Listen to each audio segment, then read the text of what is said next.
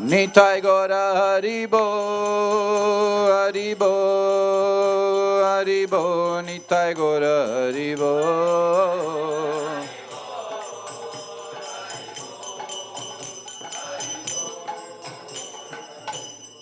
Srila Prabhupada Guru Puja Ki Jai. Jai Om Vishnupad Paramahamsa Pravejakacharya Ashtodra Shatashi Srimad. A.C. Bhaktivedanta Swami Prabhupada Ki Jai. Jai Om Vishnupad Paramahamsa Pravejakacharya Ashtodra Shatashi Srimad. Bhakti Siddhanta Saraswati Thakur Prabhupada Ki Jai. Anant Koti Vaishnav Vrinda Ki Jai. Namacharya Srila Haridas Thakur Ki Jai.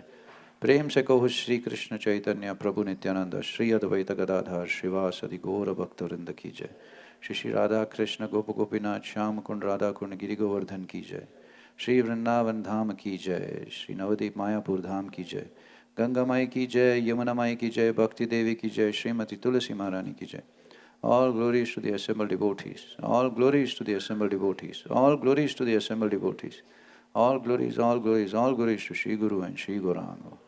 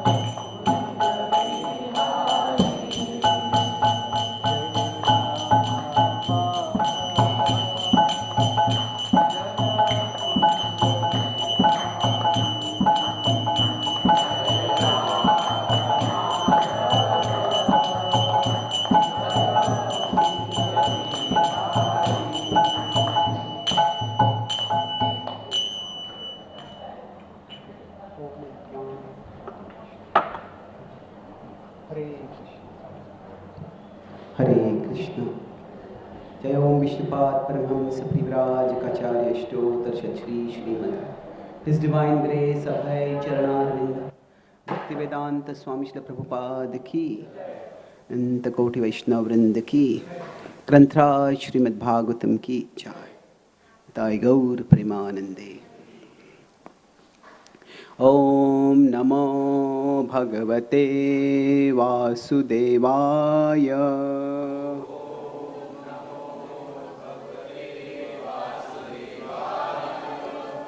Om Namo Bhagavate Vasudevaya.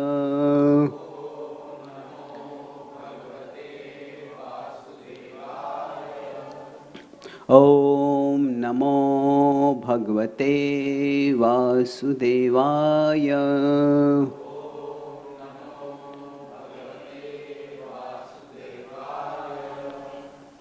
Granthra Srimad Bhagavatam, Canto 3, Chapter 3, entitled Remembrance of Lord Krishna, Text 18.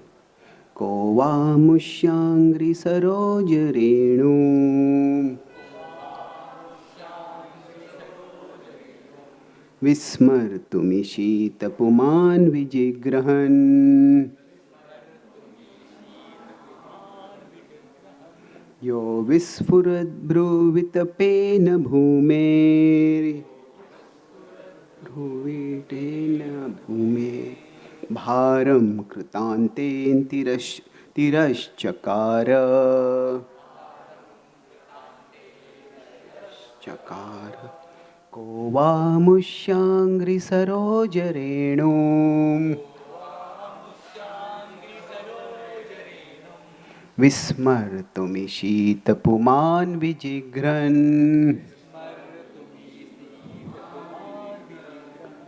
Yo visfurad bruvitapena bhume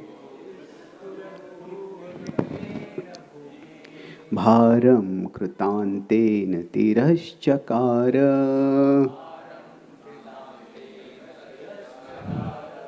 Ko va mushyangri saroja renu Vismartumishita puman vijigran Yo vispurad bruvitapena bhume Bharam krutantena tirashchakara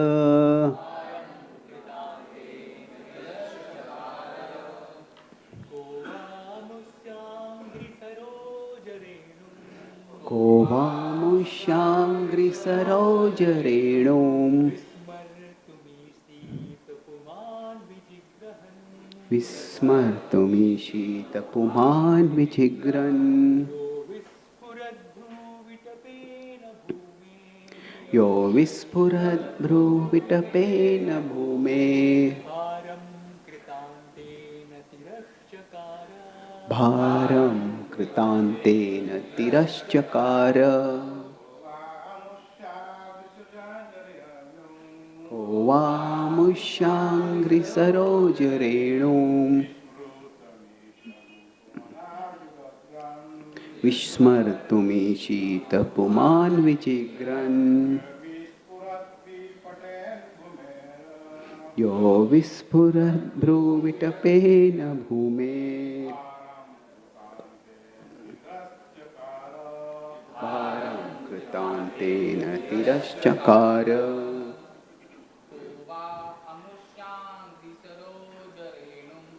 Ko va mushyangri saroja renu Vismartumishita puman vijigran O vismarad bruvitapena bhumer Bharam kritantena tirashchakara. Vaishnavis, kaha, who else, va, either, amusha, the lords, angri, feet. Saroj Renu, dust of the lotus. Vismartum, to forget. Ishit, may be able. Puman, person. Vijigrahan, smelling. Yaha, one who. Visphurat, expanding. Bhruvitapena, by the leaves of the eyebrows. Bhume, of the earth. Bharam, burden. Krut antena, by death blows. Tirashchakara, executed. Translation and purport by His Divine Grace, A.C. Bhaktivedanta Swami Srila Prabhupada. Who, after smelling the dust of His lotus feet, even once could ever forget it? Simply by expanding the leaves of His eyebrows, Krishna has given the death blow to those who were burdening the earth. Lord Krishna cannot be accepted as one of the human beings, even though he, purport by Srila Prabhupada, Lord Krishna cannot be accepted as one of the human beings, even though he played the role of an obedient son. His actions were so extraordinary that by the simple raising of his eyebrows, he could deliver death blows to those who were burdening the earth. Om Jnanatimirandhasya Jnananjanishalakaya Chakshurunmilitam Yena Tasmai Shri Gurave Namaha Nama Om Vishnupadaya Krishna Prishthaya Bhutale Srimate Bhakti Vedanta Swami Iti Namine Namaste Saraswati Deve Gauravani Pracharine Nirvishesha Shunyavadi Aschatya Deshatarine Vancha Kalpatarubhyascha Kripa Sindhubhya evacha Patitanam Pavanebhyo Vaishnavebhyo Namo Namaha Jai Shri Krishna Chaitanya Prabhu Nityananda Shri Advaita Gadadhara Shrivasadi Gaura Bhakta Vrinda Hare Krishna Krishna Krishna Hare Hare Hare Rama Rama Rama Hare Hare.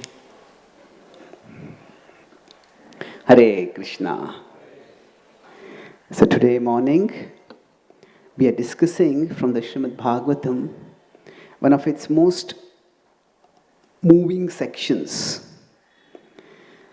So, the Srimad Bhagavatam has remembrance of Krishna in the 10th canto especially, where there are 90 chapters continuously describing his pastimes. Now, before that 10th canto, with its 90 chapters, there are two sections where there is a direct focus on the remembrance of Krishna.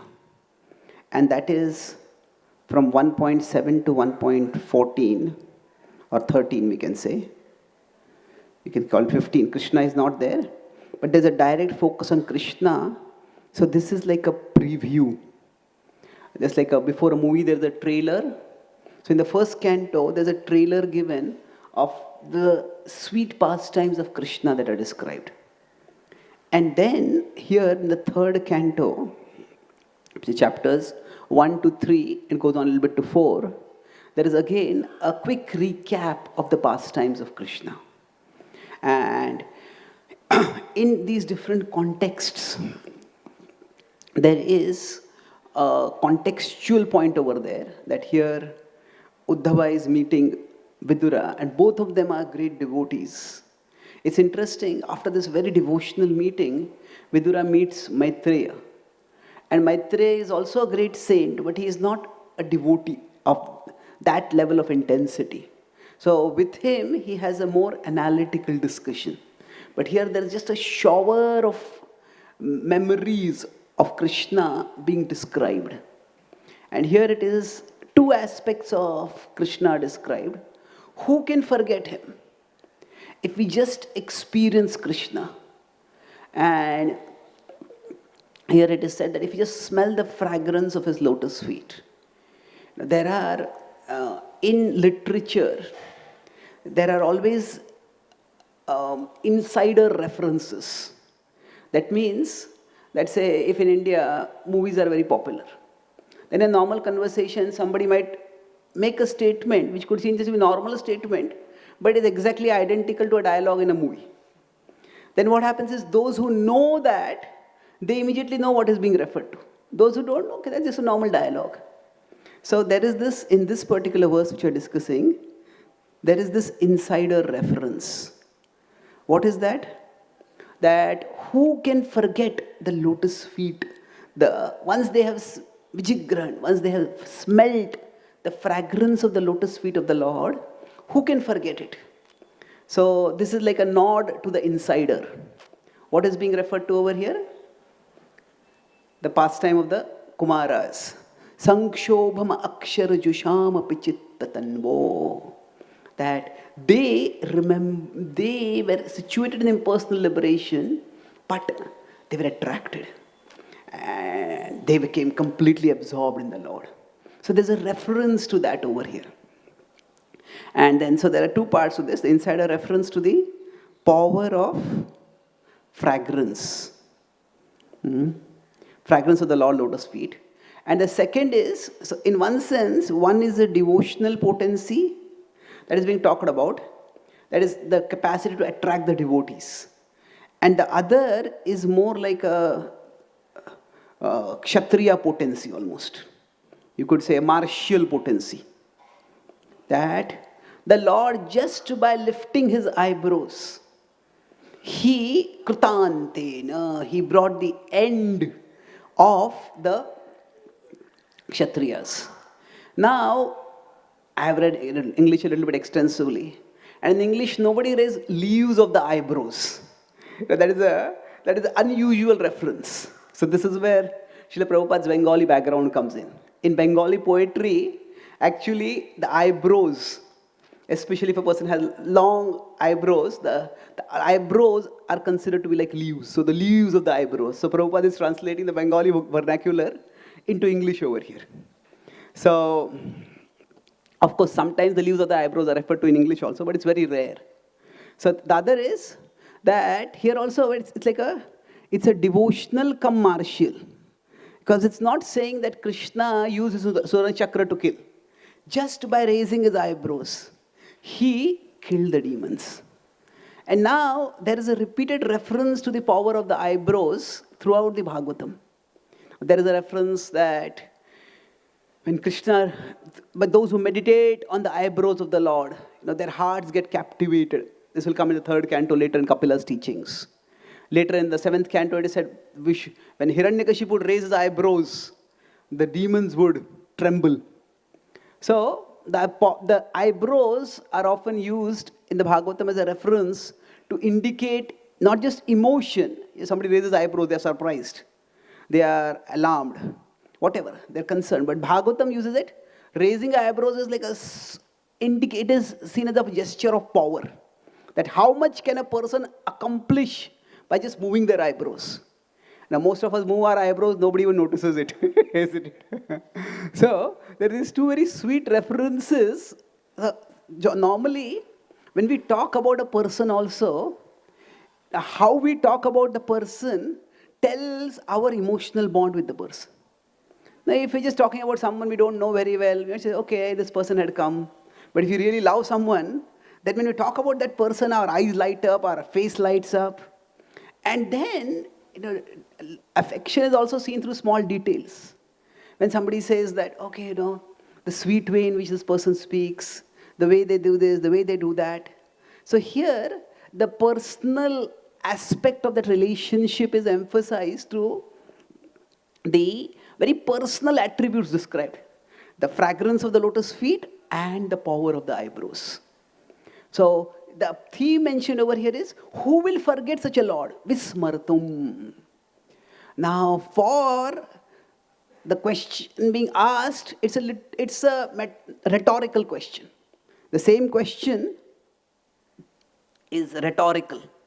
Rhetorical means the answer is included in the question.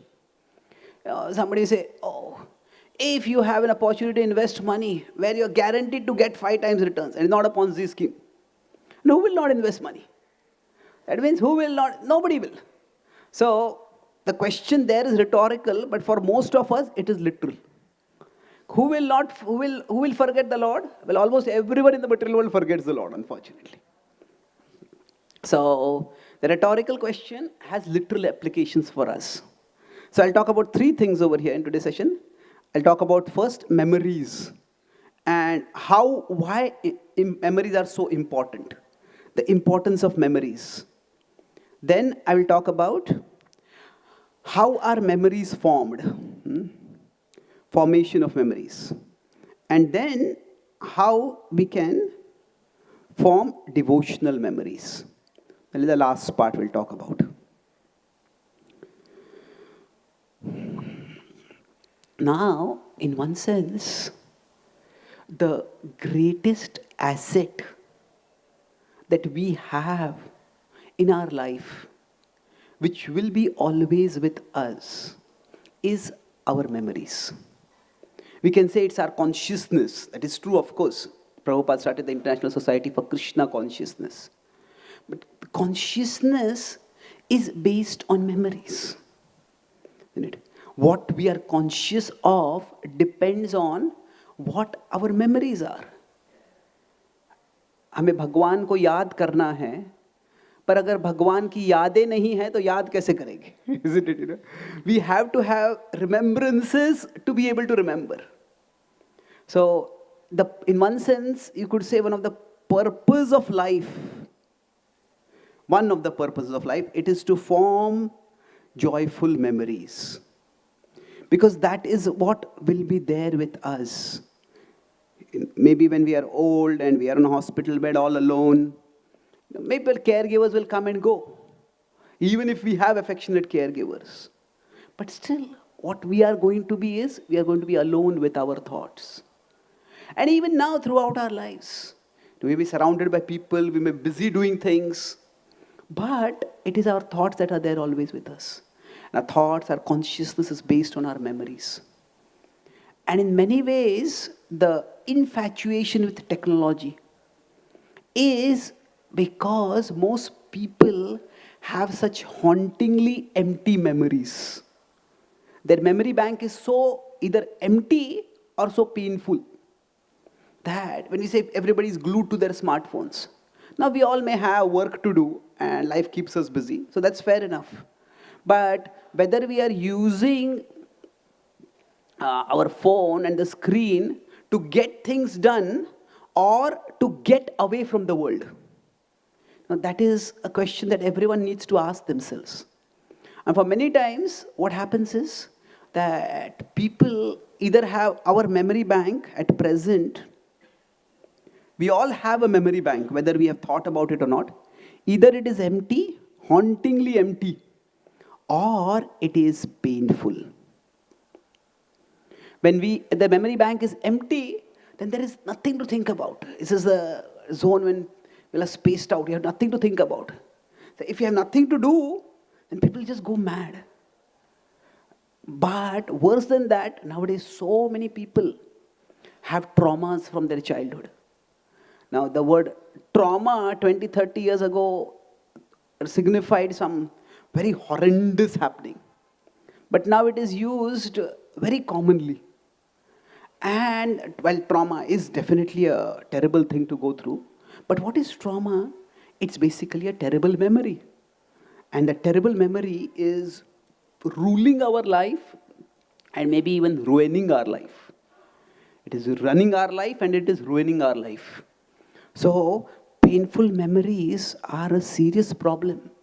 It can be ruling our life, it can be running our life, it can be ruining our life. Ruling our life means just like There may be head of state in a country is ruling but they are not literally in control of everything and everyone. But sometimes our memories are not only ruling, they are the memory they can't be challenged. But they are running every aspect of our life. Some people are just running away from their past all the time.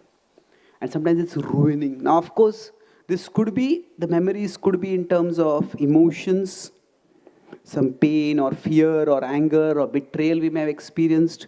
It may be in terms of desires. Desires means somebody has given into addictive habits. Now, of course, these two are related. It's often when people have painful emotions, then they give in to or they rush into unhealthy habits as a means to escape from them. So, either way, the point is that everybody has certain memories. And our memory can be an asset or it can be a burden.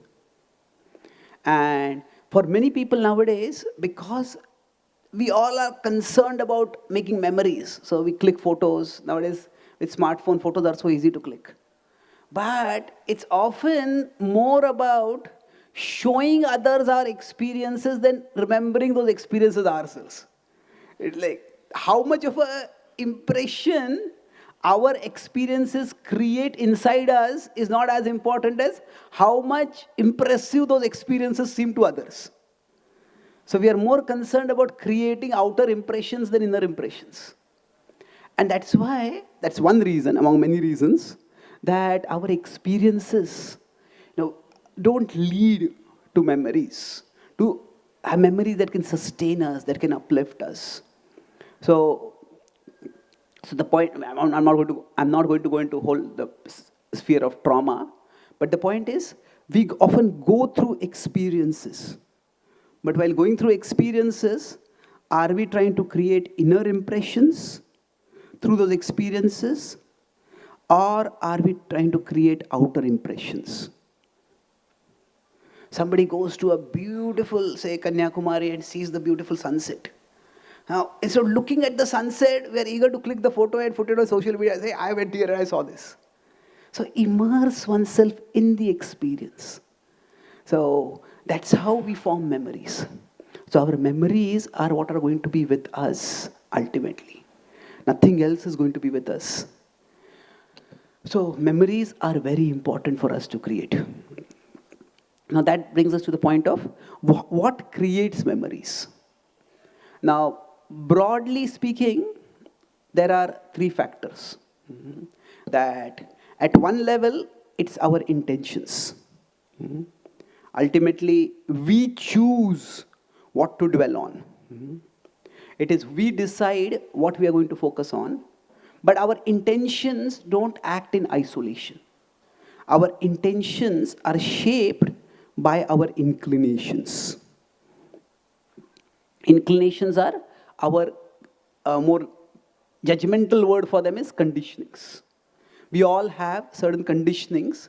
Our mind tends to go in certain directions. So our intentions are shaped by our memories are shaped by these three factors broadly. First is what we want to remember. Second is what we tend to remember. So what I want to remember and what I tend to remember may be quite different. Tend to remember means that is where our thoughts go. One way to understand our inclinations is to think, where do my thoughts go when they have nowhere to go? So that's our inclination. Does it go towards sports? Does it go towards politics? Does it go towards food? Does it go towards sensuality? Does it go towards gossip? So that's our inclinations. And then the last part is our situations, our circumstances. So basically, what we want to remember, what we tend to remember, and what is rememberable. There is no such word as it. What is memorable in our situations. So generally, if we go to a social event, if we come to a temple, or if we go to a party, we go to some workplace. Now, there are certain things which stand out. There are certain people who are impressive, certain places that are attractive. So what is memorable in our situations? So broadly, these three factors, they shape our memories. And in many ways for us, when our memories are formed, when we are going through life, we may not even realize that a particular event is especially going to be forming a big memory within us. It can happen both ways. Sometimes we expect something to be memorable, and that turns out to be mediocre. It becomes like an anticlimax. We think, oh, I'm going to go to this place and I'm going to see that, I'm going to do that. So our experiences, when we have them, we have the expectation, and ultimately we have the impression that is created, the memory that is created. So sometimes the expectation is that this will be extraordinary, and turns out to be ordinary. But on the other hand, there can be, the expectation is negligible. It's not even noticeable. Sometimes it's the small acts of courtesy, the small words of affection that become memorable. If we look in the Gopi Geet, the gopis do talk about how Krishna lifts Govardhan hill. But if you see the memories, prahasita, prahasitam priya, prema vikshanam. So all the special memories that the gopis are talking about is not about the dramatic things Krishna has done. It is about the gentle smile, the sidelong glance, the sweet words that are spoken. Rahasi samvido, yarudi sprushaha, rahasi samvido. That in private, the sweet words of affection that you spoke, those yarudi sprushaha, they're deeply touching our hearts. So basically, for us, the things that will become memories, it's not always according to our expectations. And that's why when we are trying to form memories, say for example, when we come and have darshan of the Lord, when we come and do our sadhana, when we hear Krishna Katha, so all of these are opportunities to form memories. That, yes, when we hear a class, we want to remember some points. And yes, that's important to remember the points. But at the same time, the point is not to remember the points. The point is to remember Krishna. The point is to give fuel for our remembrance of Krishna. Now that remembrance of Krishna can happen from both ways. In the Bhagavad Gita throughout, the Gita talks about Mai Arpita Mano Buddhir. So when we are talking about remembrance of Krishna, the remembrance happens through our mind and our intelligence. Our mind and our intelligence. So our mind's desires are attracted, and our intelligence convictions.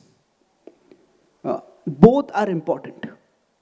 So if you see in the progress, in the hierarchy which Krishna talks about in 3.42, Indriyani paranyahur indriyebhya param manaha, manasastu para buddhe yo buddhe paratastu saha. So he says that the soul, there's the intelligence, there's the mind. Then below there are the senses. And then there are the sense objects. So there is a gravity pull. The gravity pull of attachments by which we are all attracted toward the particular kind of sense objects that we may have habituated ourselves to. So this is the conditioned soul, the conditioned self. Now in this conditioned self, what happens is there's a gravity pull. Now interestingly, Krishna says this gravity pull of kama is present in indriyani mano buddhir. Senses, mind and intelligence, all of these places it is present. And from there, avrutam jnanam etena. It sabotages our intelligence. It sabotages our way of functioning. Our wisdom, specific, not the intelligence, but the wisdom. So it sabotages that. So it's there in all these places. If you see among these, the way the Gita says we need to work, it's like the mind is intermediate, but it's very difficult to attack the mind. So Krishna says there's a two-way to attack. One is at the level of the senses, the other is at the level of the intelligence. So 341, the verse priorly says, he says, what should you do? Tasmat tvam indriyanya adau. Regulate the senses. And second, 343 says, evam buddhe param buddhva. That with your intelligence, situate yourself on the spiritual platform. So the mind is almost like an enemy that is, or the conditionings within the mind, not the mind itself. The conditionings within the mind are like an enemy that is almost inaccessible. Like in this war between Israel and Hezbollah or wherever. Some of the terrorists, they are hidden in places where it's just not accessible only. Deep underground or here or there. So they're hiding. Even if the enemy comes and attacks, it's very difficult to reach that place. So like that, the main core of our memories is situated in our mind. And it's very difficult to reach the mind.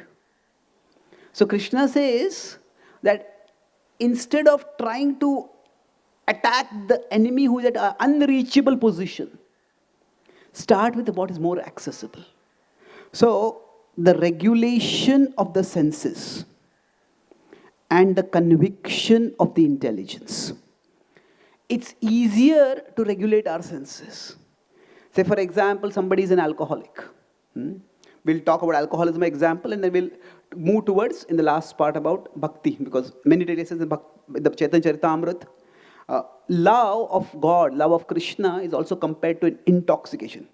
Premonmad, divyonmad. So it's a divine madness. It's like the intoxication.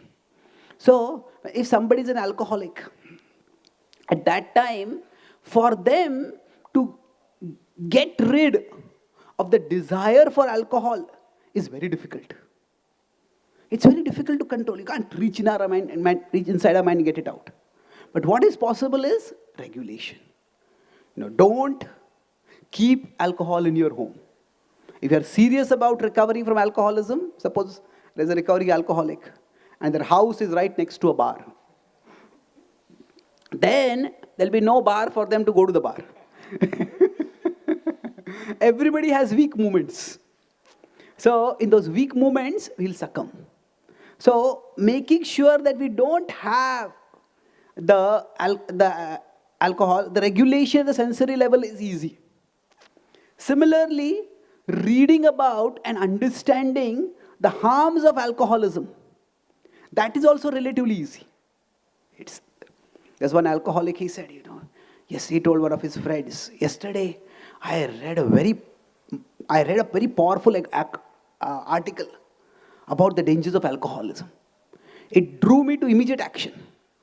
Now this person was an alcoholic who would never give up alcohol. So his friend had been trying to get him off alcohol for a long time. He says, I'm very happy. So what action did you take? I immediately stopped reading the article. That is the action I took. So now the point is that, relatively speaking, convincing the intelligence is not that difficult. Sometimes we may not want to look at the evidence that's right in front of us because it is against our mind's desires. But it is changing the intelligence conviction is relatively easier than changing the mind's inclination. So it's almost like the mind is like a renegade soldier, a soldier who has gone mad. And the soldier wants to attack the enemy, even if there is some kind of peace agreement that has been done. So all that you can do is you can't control that soldier. You don't know where he is, where he has gone, what he is doing. So make sure that the soldier doesn't reach the border, seal the border, and make sure that the higher ups in the army don't support the soldier. So it's like that our mind is like a renegade soldier. It's very difficult to manage the mind in itself. And again, when I'm saying the mind itself is not our enemy. It is the conditionings within the mind that are the enemy. Because Krishna never says, destroy the mind. He says, transform the mind. So, but the point is that to reach the mind, there is a outside-in approach and there is an inside-out approach. You could say it's inside-in approach only, it's not an inside-out approach. But you can say from inwards it is outward. That means the intelligence, conviction, and the senses, regulation, sensory regulation. So to the extent we do these two things, to the extent what is inside in the mind can be regulated. And ultimately, it can be changed. It can be reformed. So how our memory is formed, there is this interesting word, reform. Now, reform generally refers to positive change. Somebody is a reformed criminal. But now to reform someone, literally, we have to reform. Form again the impressions, the memories, the desires. So reform, new impressions have to be formed inside. So how are our memories formed? That was the second section, that it's based on the inclinations that we have, based on what is our intention, what are our inclinations, and what are our situations. So when I talk about these three things, now in our intentions can be boosted by intelligence. That is where our intentions can be shaped by our convictions. Our situations can be guarded by regulation. And by that, gradually, we can hope to change the inclinations. The inclinations, it is going to be gradual. It doesn't happen overnight. It may take a long, long time. But if we are able to do these two things, we are on the progressive path. How long that path will take will depend on how strong the inclinations of the mind are, either positively or negatively. So that brings us to the last part. So the first was importance of memory. Second is how our memory is formed. And now, how do we form devotional memories? So for this, at one level, studying Shastra, hearing philosophy is important. That is, Siddhanta baliya chitte na kare alas, iha haite Krishna lage, sudrudha manas. So we need the conviction of the intelligence. The intellectual conviction, what it does is, it reminds us that Krishna is important. That forming memories about Krishna is vitally important. The problem for spiritual seekers in the material world is that Krishna is invisible and Maya is ultra visible. Maya is made visible everywhere in the world. So that's why the intelligence conviction is so important.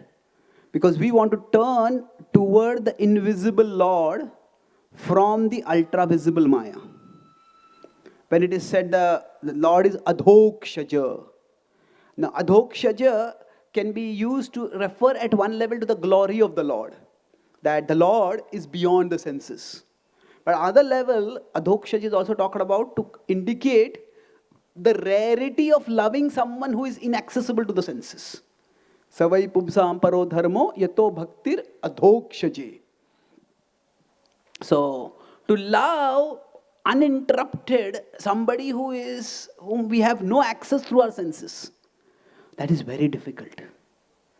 Although we don't have any access to him through our senses, fortunately, the process of bhakti gives his access to us.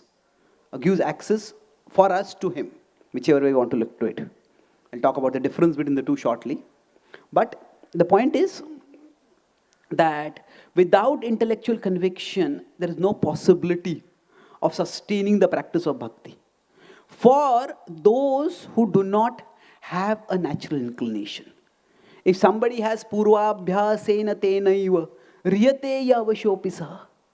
Now some people are just born with a devotional inclination. Maybe they had a cultural upbringing also which was very devotional. Now, they may not know much philosophy, but their heart's inclination is actually directed toward Krishna. So they'll cook for Krishna, sing for Krishna, worship Krishna, deity, and Krishna will be the center of their life. If the inclinations are toward Krishna, naturally toward Krishna, then the conviction is not that important. In one sense, it's not that, I would say it's not that the conviction is not important. Cultivating the conviction is not important at an intellectual level, because that's already the inclination is there. So the purpose of the conviction is to change the inclination. But for those who do not have, cultivating that intellectual conviction is very important. Repeatedly reminding us that Krishna is the Paratpara. There are so many arthas in this world. We all need wealth, we need to take care of our health, we need to take care of our relationships. There are so many artha in this world. But Krishna alone is the Paramartha. So what happens is, it is buddhi, it is intelligence that helps us to separate Paramartha from Anartha. So Anartha, the word, we generally use it to refer to lust, anger, greed. That is true, but Anartha, if you look at it etymologically or more functionally, what it means is that to consider something to be of greater artha than its actual artha. That when somebody has greed, then money becomes the most important thing in their life.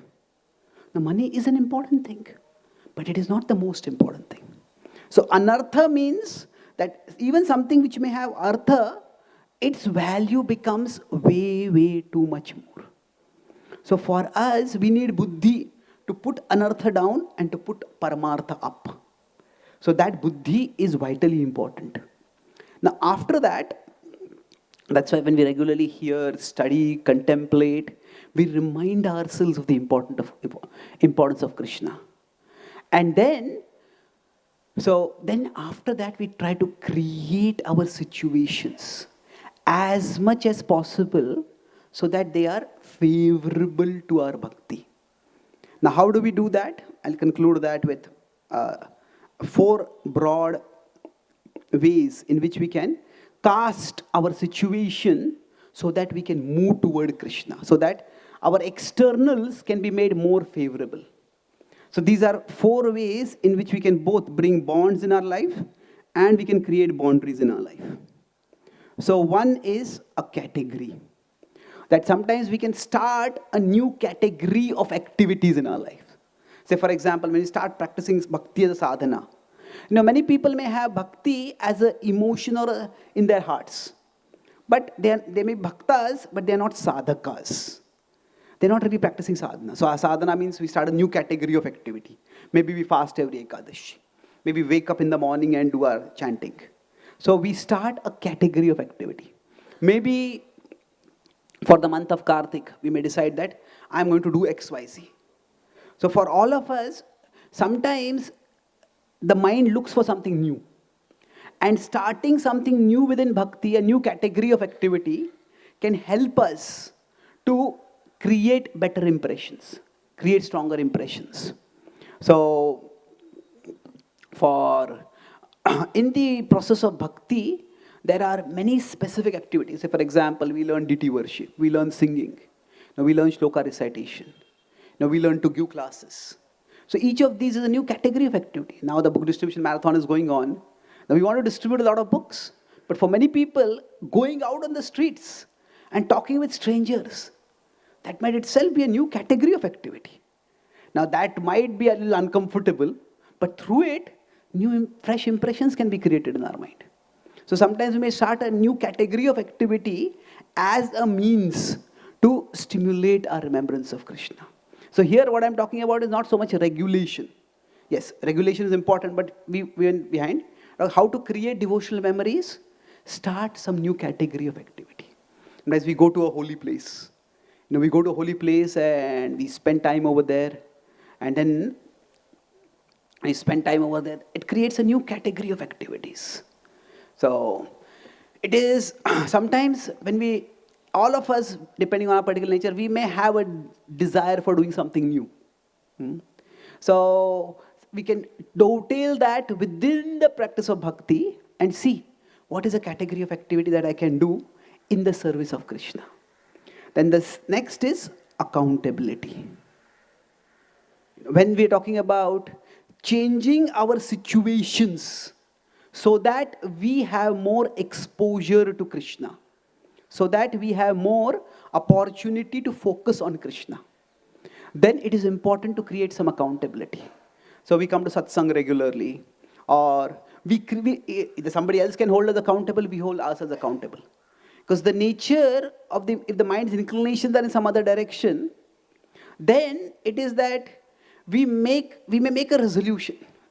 Last year, I remember one devotee came to me, Prabhu, this is going to be the best year of my life. I said, wonderful, how is that? He said, I have made 1008 resolutions for this year. So I told him, Prabhu, with all due respect, and normally if somebody uses the phrase with all due respect, that means what is going to be spoken is not going to be very respectful. So I said, Prabhu, with all due respect, 1008, that is not a resolution, that is a wish list or a dream list, isn't it? We can at the most 3 or 5 or 6 or 8 resolutions. Even more than 5 is difficult to keep. Maybe we can make many resolutions throughout our life. But at one time to focus on too many is very difficult. So the thing is that unless we have accountability, not only do we forget our resolutions, we forget that we have even forgotten our resolutions. So we need to have some system of accountability. Then after that is last word, more logistical, space and time. That means it is very helpful if we want to create impressions, to have some sacred space or some sacred time in our life. So sacred space could mean that in our home we have one corner which is the altar. Now we could have our prayer room. We create some space where it helps us to focus. It helps us, we get into that place, the external environment is conducive for remembering Krishna. The temple is meant to be such a place. Srila Prabhupada in the Queen Kunti purports says that the temple should be made in such a way that everybody's mind is agitated when they come and take darshan of the deities, their mind becomes peaceful. So creating a sacred space. We could visit a sacred space, we go to Tirtha Yatras, we go to temples, that's important. But if we want to create devotional memories, we need to have some sacred space. Of course, in our home, we can have temple, Krishna's pictures. All that is wonderful. Whatever way we specifically do it, we create a sacred space for ourselves. And that way, we are giving an external stimulus for the inner remembrance. And similarly, in terms of time. So if we devote a certain amount of time, that this is the time there is going to be exclusive focus on Krishna. Exclusive focus on Krishna. When we do that, what happens by that is actually the person, when we know this is the time for Krishna, then slowly our mind starts accepting that, okay, this time I'm meant to focus on Krishna. I was just, yesterday night only I came back from Dubai. So we were traveling there and, actually if you see people, when the time of prayers comes, when the namaz, just people put everything aside. So on the streets people are doing namaz. So now whatever be the consciousness, we don't know. But there is a time, and that time prayer is offering. And I was going there and seeing them doing namaz. I was thinking, I am not that strict about my Gayatri also, isn't it? So we sometimes tend to forget it. Yes, we do our morning sadhana, but having a time. Now sometimes it can be just ritualistic. But the point is, Bhaktivinoda Thakur says that, we can take inspiration from everywhere. So having a time for prayers. People say, Bhagwan ka naam to hamesha chal raha hai.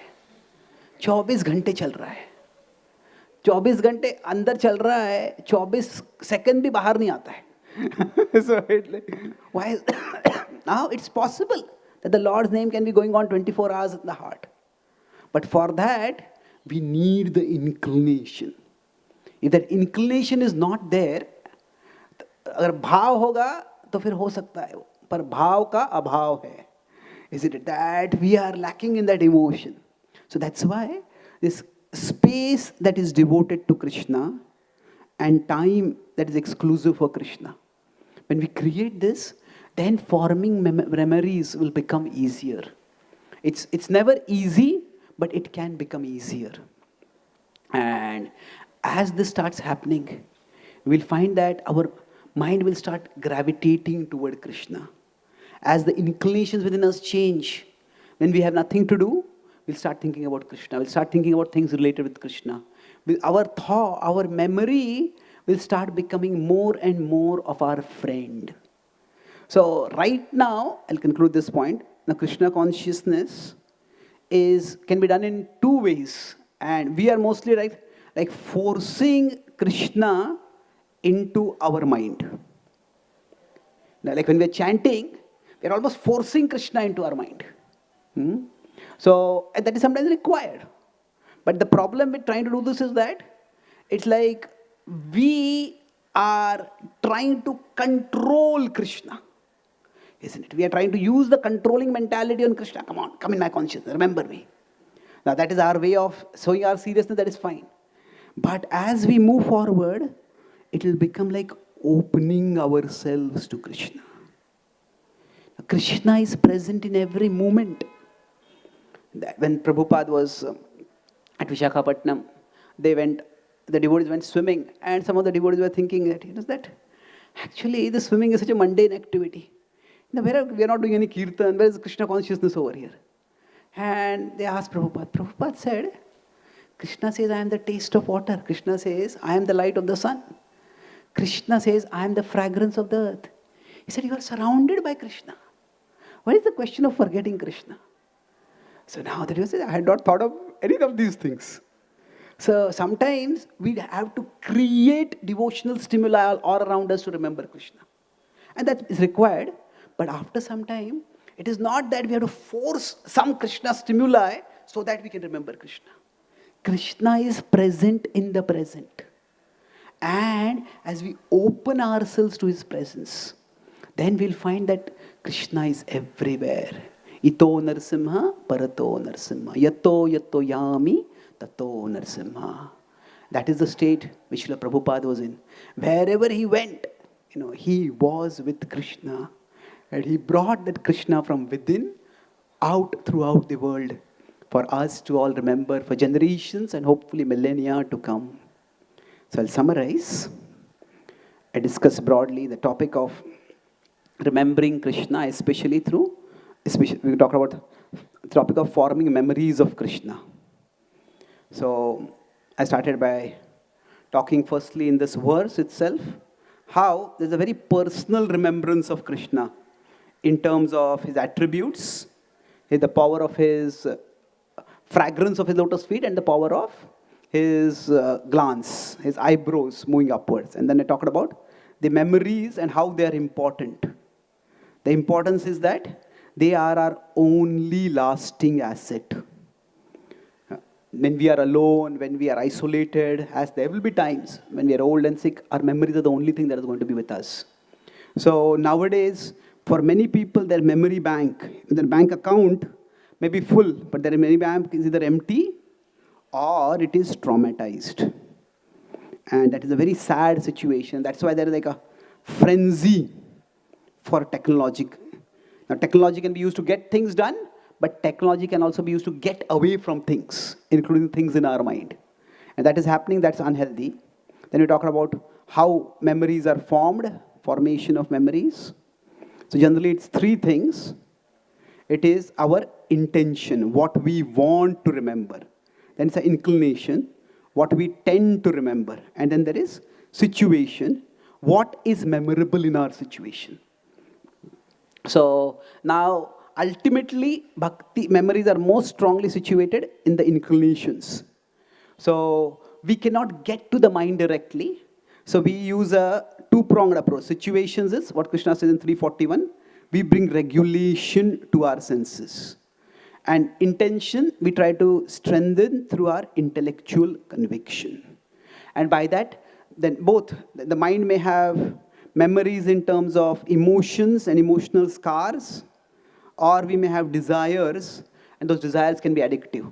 But they can be regulated. However, we don't just want to regulate them, we want to reform them.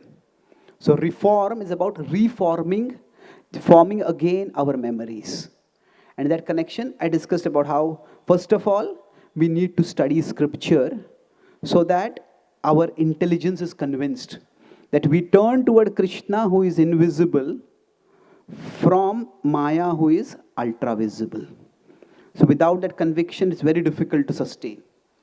And then after that, I discussed about the external situations that we are in. How can we make those situations favorable, anukul to bhakti? I talked about these 4 things. We can try to create some new category of activity, a new category of environment for ourselves. We can have accountability so that we are actually moving in the direction that we want to move. And then we can have some sacred space in our home, and we can have some sacred time exclusively devoted to Krishna. And that way, gradually but surely, our memories will change and they will become our friend rather than an obstacle in our journey toward Krishna. Thank you very much. Hare Krishna.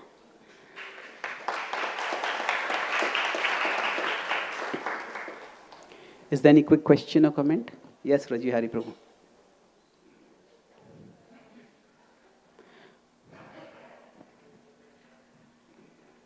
Hare Krishna. Thank you, Prabhu, for very insightful class as usual. You know, I was realizing when you were giving class that what takes me 1 week of daily journaling for half an hour to discover, I discovered in 1 minute of your class. I wish I will discover that also. No, it's really very succinctly you present Krishna consciousness. Thank you. I had one question regarding this category. You know, you were speaking about bonding and creating boundaries through caste. So what is your take on semi-spiritual activities as a category? Like, for example, you know, for me, like I'm reading poetry now, Rudyard Kipling, Robert Frost, and I find it very, you know, I'm able to connect philosophy sometimes, like C.S. Lewis, you know, for those kind of things. So I'm wondering, eventually I may use it in Krishna service. I don't know how right now, how. Like, for example, learning phrases. You know, yesterday I learned a few phrases, not phrases, idioms. And then, you know, it's so fascinating and it stimulates me intellectually.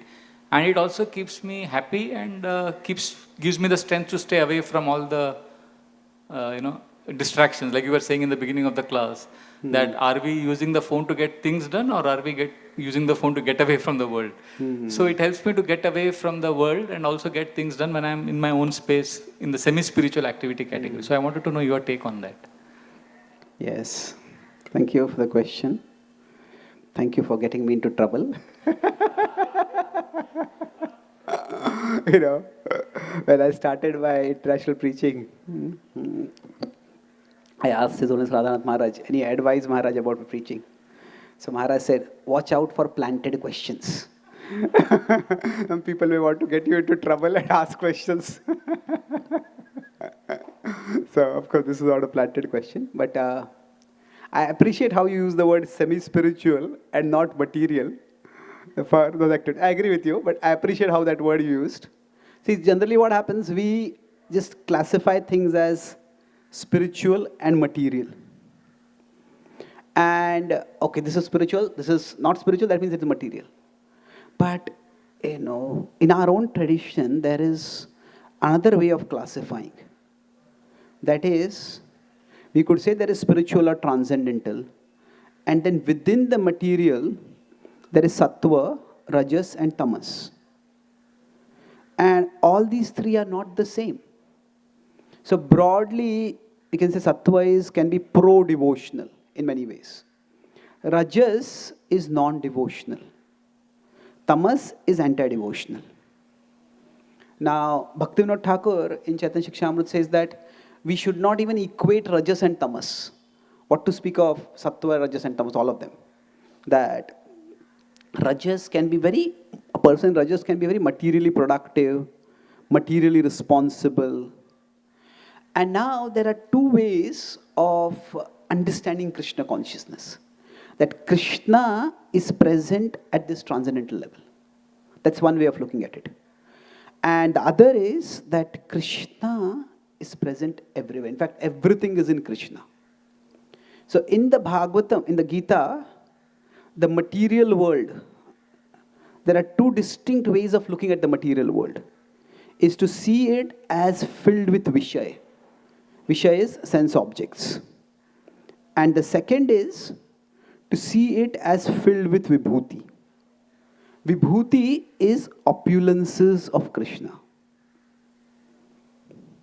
So now, which will be a Vishaya for someone and which will be a Vibhuti for someone?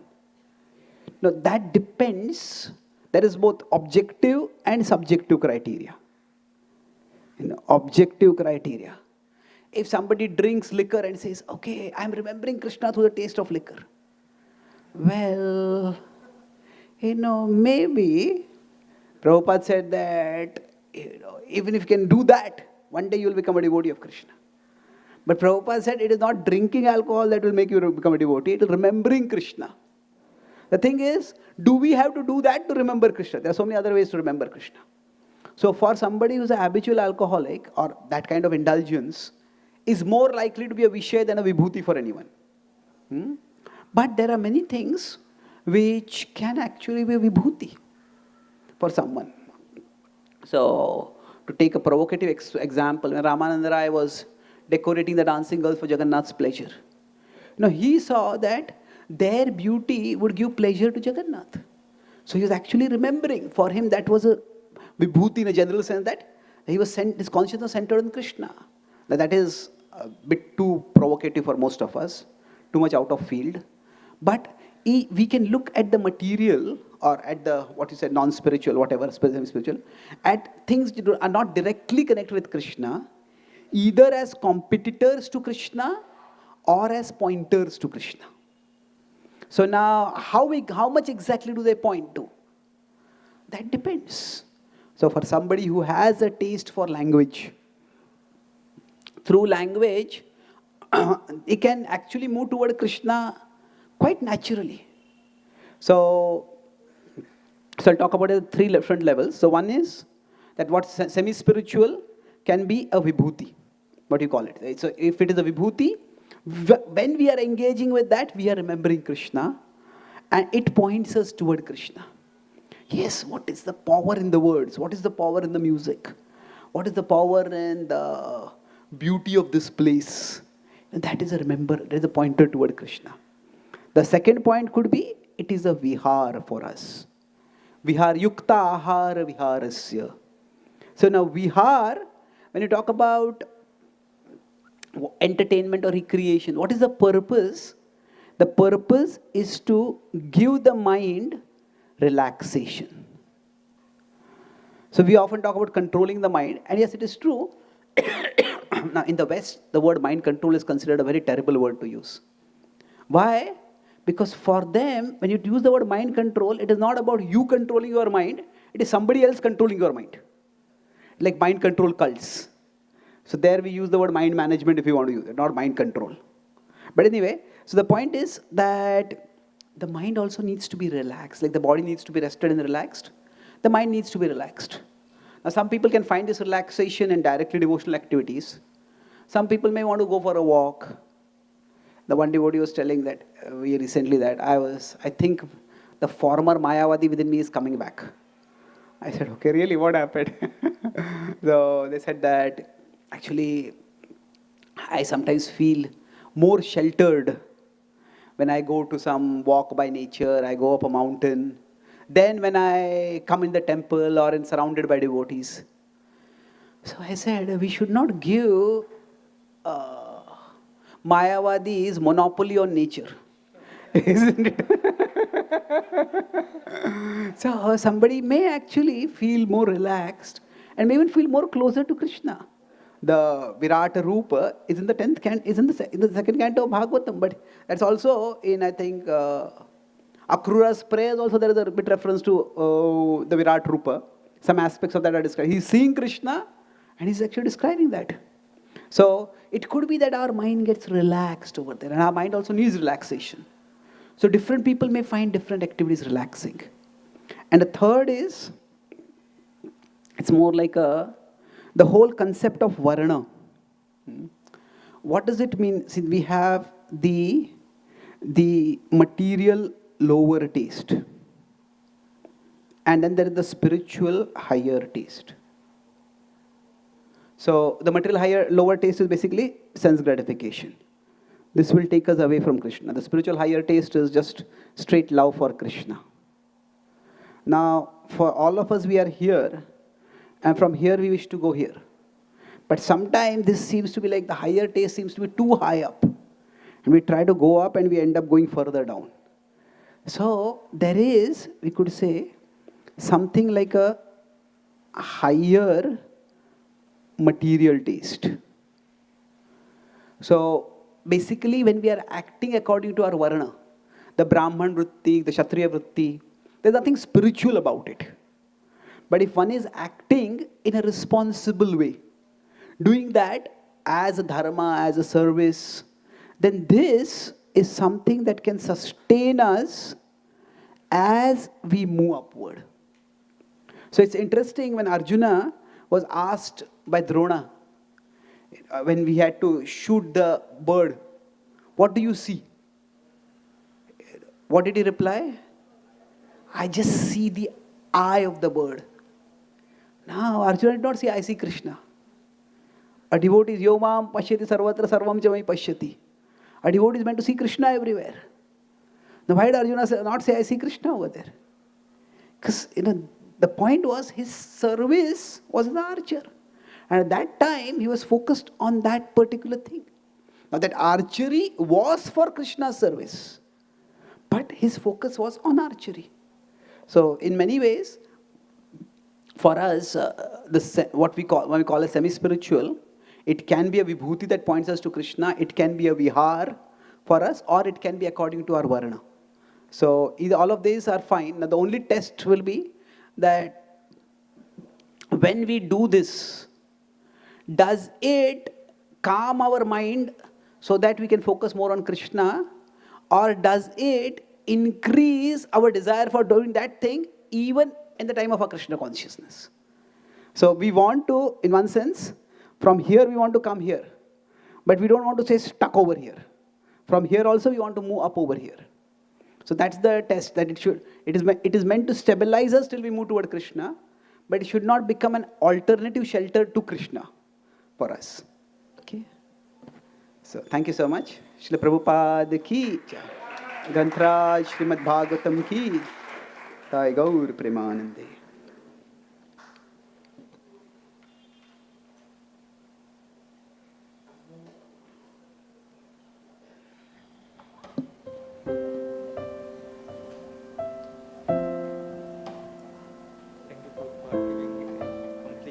Synopsis and systematic.